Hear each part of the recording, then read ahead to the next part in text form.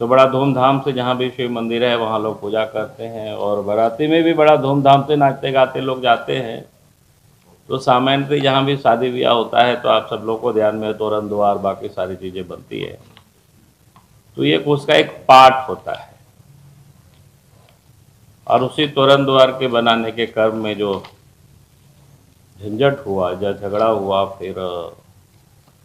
किसी का लोगों ने सर फोड़ दिया, और उसके बाद स्वाभाविक है जो फिर हंगामा होता है, और हंगामा होने के बाद जो घटनाएं आप सब लोग परिचित है। तो मैं ये कह रहा हूं कि अचानक ये घटनाएं है ऐसा नहीं। अगर सिलसिलेवार क्रमवार अगर देखें कि सांप्रदायिक ये जो हिंसा या उन्माद जो बढ़ रहा है वो अचानक नहीं है, ये एक बिल्कुल सुनियोजित तरीके से इस प्रकार की घटना को अंजाम भी दिया जा रहा है। और आश्चर्य यह है कि और उसमें से सरकार की ओर से कहीं ना कहीं ऐसे तत्वों को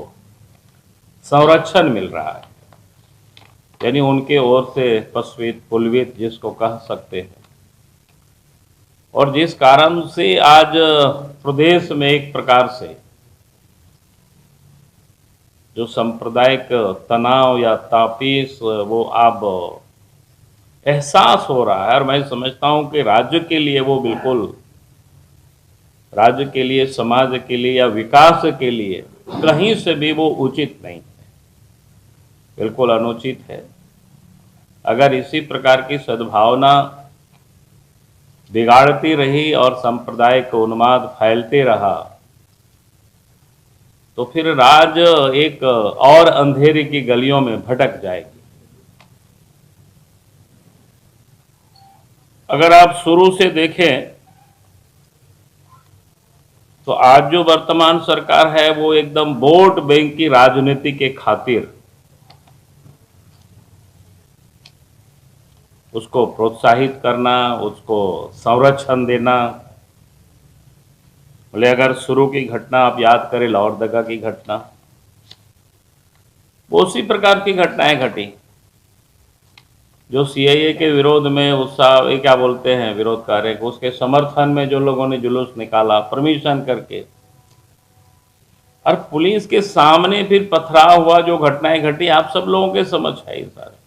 उसके बाद भी जो रिपोर्ट आया, जो स्लीपर सेल बाकी वगैरह झारखंड में सक्रिय है, और फिर